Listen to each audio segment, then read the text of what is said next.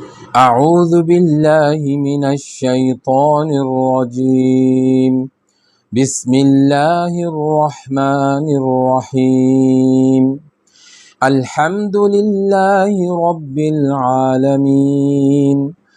الرحمن الرحیم مالک یوم الدین ایاک نعبد و ایاک نستعین اهدنا الصراط المستقيم صراط الذين أنعمت عليهم غير المغضوب عليهم ولا الضالين۔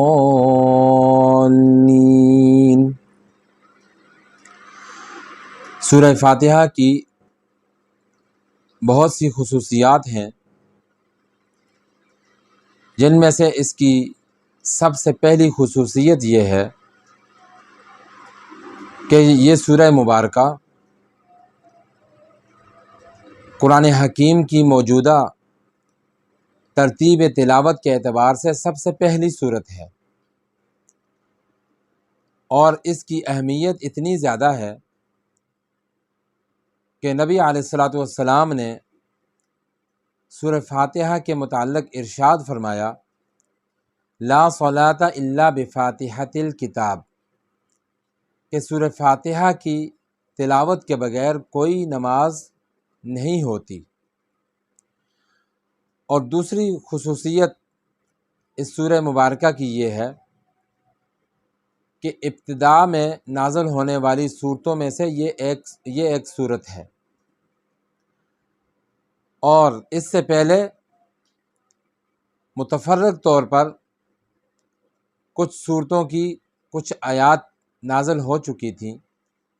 لیکن مکمل طور پر نازل ہونے والی یہ سورہ فاتحہ ہے۔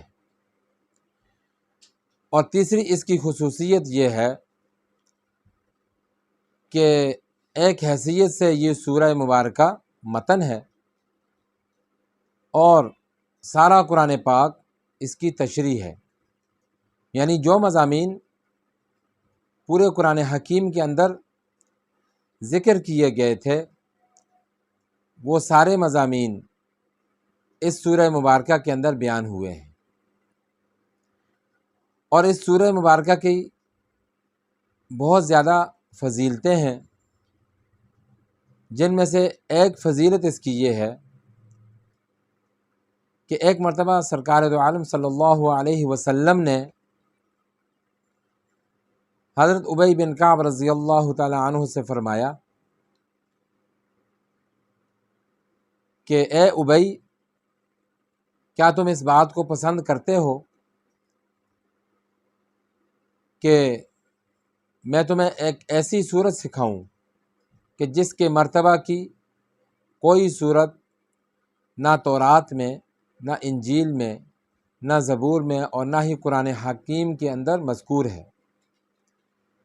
تو حضرت ابی بن کعب رضی اللہ تعالی عنہ نے عرض کی، یا رسول اللہ صلی اللہ علیہ وسلم، ضرور سکھائیے۔ پھر آپ صلی اللہ علیہ وسلم نے فرمایا کہ اے ابی، تم نماز کیسے پڑھتے ہو؟ تو حضرت ابی بن کعب رضی اللہ تعالی عنہ نے آپ صلی اللہ علیہ وسلم کے اس سوال کے جواب میں سورہ فاتحہ کی تلاوت کی، پوری سورہ فاتحہ پڑھ کر سنائی۔ تو نبی علیہ الصلاۃ والسلام نے قسم اٹھا کر فرمایا کہ قسم ہے اس ذات کی جس کے قبضہ قدرت میں میری جان ہے، کہ اس سورت کے